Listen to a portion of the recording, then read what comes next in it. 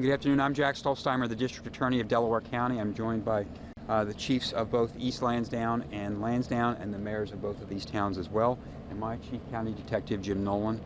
With a heavy heart, we can announce today that we have recovered 3 more bodies this morning.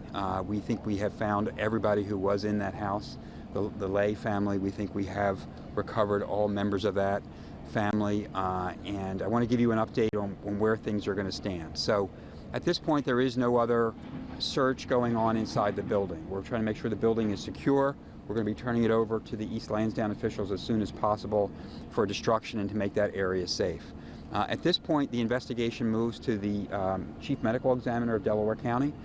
They have taken custody of all 6 bodies that have been recovered. I want to thank Chief Nolan and CID, the Criminal Investigation Division of the DA's office, have done incredible work handling this crime scene and recovering those bodies. I was with them yesterday when they pulled 2 of those bodies out. It is gruesome work, when they did a fantastic job. Now our Chief Medical Examiner is doing his part of the job.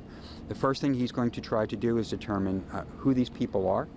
He has to identify them using whatever means that are available, including DNA and dental records, and then he's going to try to determine the manner and cause of death. Our assumption is that they were shot by gunfire and then there was a fire set, but we have no idea whether or not that's true. So again, the medical examiner is going to try to determine that. He tells me from talking to him yesterday there are tests he can run to determine whether people were alive at the time the fire was set or whether they were already deceased, and he will be looking for bullet wounds as well in what remains of the bodies. And I will tell you again from seeing it firsthand, these are charred remains. They are unrecognizable human beings. Not only was there an intense fire, but the building collapsed on these folks as they were in there. One of whom we believe is the shooter. I think his name is Con Lay. We knew from information provided by the grandparents early on in the investigation that he was the suspect for at least shooting one of the one of his nieces, which is unbelievable to be able to say. I was trying to shield the grandparents from all of you, quite frankly, because they were going through an incredible trauma that I still can't imagine. They have literally lost everything they have. They've lost everybody they loved, and they've lost their home. And they've been trying to deal with that for the last couple of days, and they seem to be just people who are in utter shock, as I think all of us would be. So at this point, we're going to wait for the Chief Medical Examiner's report. If Mr. Lay, who we believe to be the shooter, if the torso recovered with the firearm is in fact him, the criminal investigation will be closed because we will have found the person we believe at least killed one person in this home and probably killed all the others himself. At that point, there is still a little bit of paperwork that has to go on. My Special Investigations Unit will do their work just to determine, all the facts that would happen here that night, and every officer who discharged their weapon will be interviewed. Of course, everyone who discharged a weapon was completely justified in doing so. But we are law enforcement agencies. We have to have all the paperwork to document everything we've done. We're also going to make sure if there's any lessons to be learned, they can be learned through this process, this horrible, unspeakable tragedy that's taken place here in East Lansdowne. I want to thank every single law enforcement agency in this region who has offered their support. Not only the Delaware County agencies who have been picking up patrols and doing other things for Lansdowne and for East Lansdowne, who are both, by the way, still short 1 police officer. But the state police who have guarded the site. My colleague Chris, the new DA of Chester County, he reached out to offer help. Michelle Henry, the Attorney General of Pennsylvania, made sure that whatever resources that we needed, they had. I heard from the governor last night, making sure that I knew that he had Delco's back and whatever we needed. We just heard from Senator Casey's office, so the feds have been helpful as well. Every resource we've needed from our Department of Emergency Services, I cannot forget everything that they've done to be out here supporting us in this massive 2-day effort. Hopefully, at some point soon, the community is going to be able to begin the healing process for what happened here. And part of that is going to be when we're able to finally remove ourselves from that property, and East Lansdowne can take back custody of the property, demolish the home, and move on to whatever the future is for that property. But the only good news here today is that we are bringing home Delco's other hero. Yes, this afternoon. We're looking forward to go back into Philadelphia. You know, for Delco people to go into Philadelphia, it takes a lot. But we deeply appreciate all of the wonderful care Penn Presbyterian has given to our officers.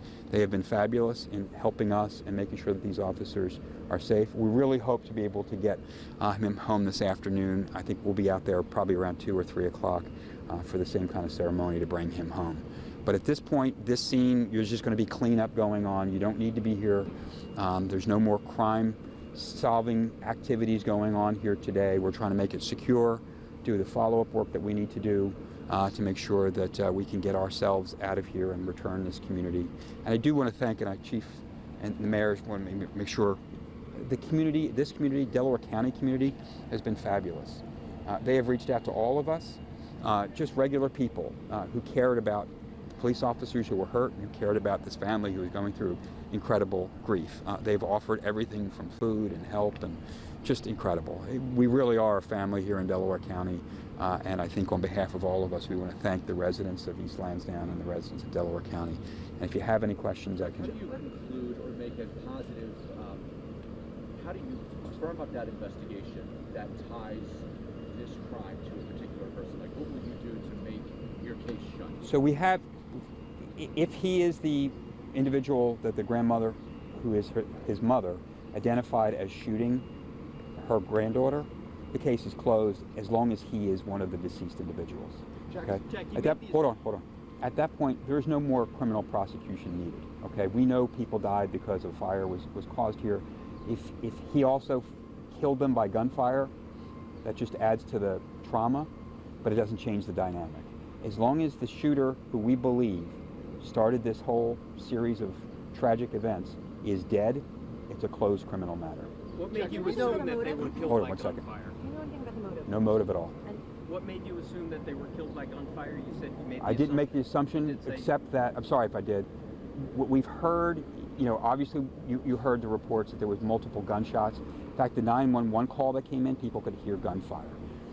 My, again, assumption is that the fire was started at some point after he probably killed members of the family. I could be completely wrong.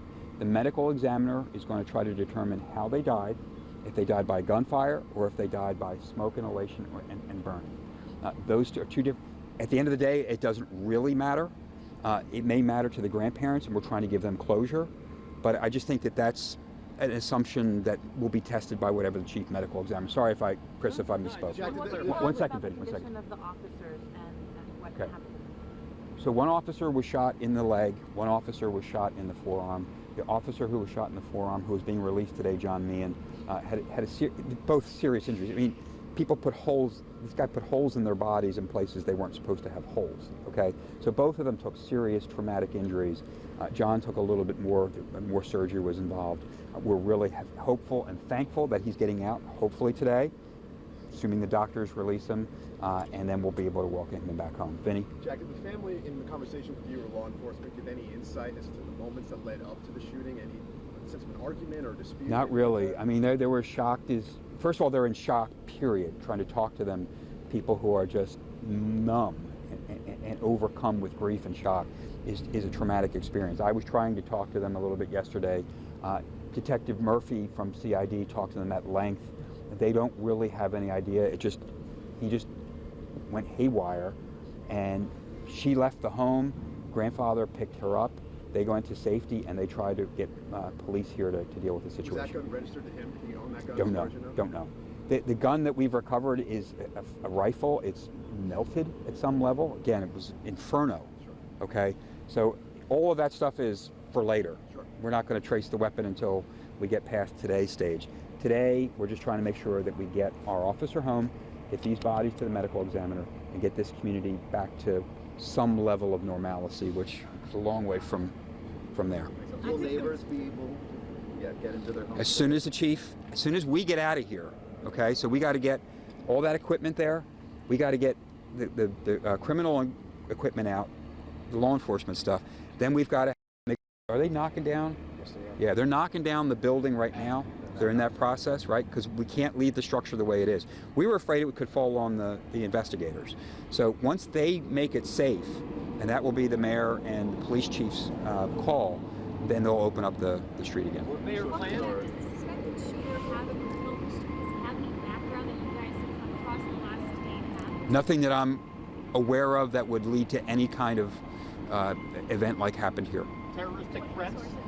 I've heard that. I honestly, Chris, I haven't paid any attention at all to the guy's criminal record. There's another house that was affected. What resources are available for neighbors who aren't able to get into their homes, home was damaged by the fire, that kind of thing? If there is damage by the fire, I'm sure the borough officials will be available to offer some help, and we can always, victims assistance available assistance is available as well. Jack, what can you tell us about where the bodies were found in the town? Well, this is the thing. The house collapsed, right? So wherever they were when they were in the house could be different from where they ended up because the roof and the floors collapsed. So when I was there yesterday, they were removing bodies from what I would call the middle to the back end of the house. But again, I don't know where they were at the time. I don't think any of us are ever going to be able to completely reconstruct what happened at the moment. Again, we're trying to get the cause of death first, right? First, we need to ID these people, make sure we've got everybody accounted for in the family, and the guy we think is the killer of at least one person. At that point, it's no longer a criminal matter, and we're just trying to make sure that whatever evidence we can get to share with the family, to share with the community. And based on what you saw, can you piece together what? I can't. I can just tell you again that the roof and the floors collapsed. So the bodies that I saw them pull out there, they were under mounds of debris, okay? But they were in what I would call the middle to the back end of the house. But they were digging in the ground and got these people out. You couldn't even tell what the debris was. There were parts of the bodies I couldn't tell what they were, whether that was clothing that was attached or other items. I mean, these are people who, their bodies were put through an intense inferno. So the whole house collapsing on them doesn't help us figure out where they were, nor at some point do we care. Jack, can you, as Chief Law Enforcement Officer of Delaware County, that's one thing, but have you stopped and kind of thought about the trauma that has happened here? Officers shot, 6 people no longer here.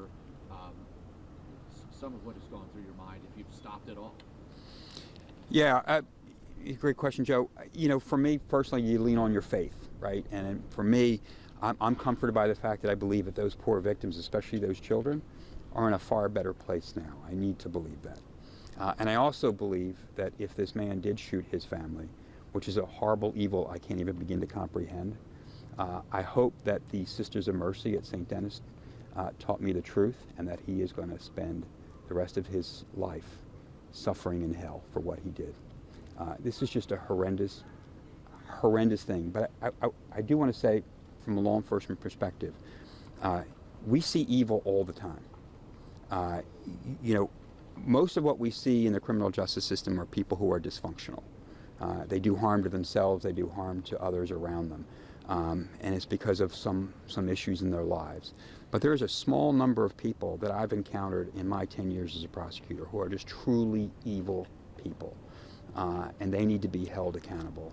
I think our good Lord is holding this man accountable. I can't imagine what the grandparents, I don't know how you deal with this. I honestly don't.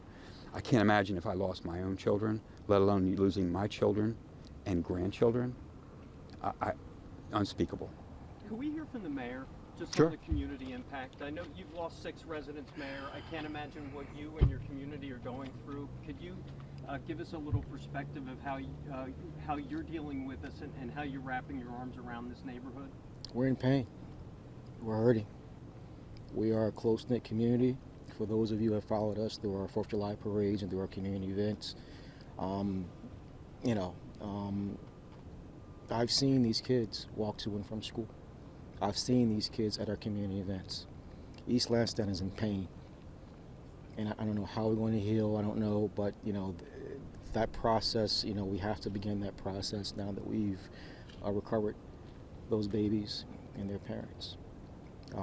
So it's a great question, but we are hurting, we're in pain, we are in pain, and it's time for us to come together and pull our resources to help our community and hopefully begin the healing process. Mayor Bland, what words do you have for the school district? The kids lost some of their friends.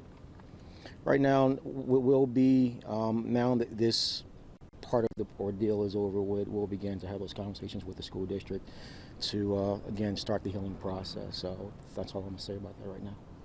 All right. Thank you, guys. This is a question for either chief, but the two officers who were shot on Wednesday, within 2 days, they're going to be released from the hospital, the second one today. Just speak about how big of a deal it is that they're going to be okay and on the road to recovery.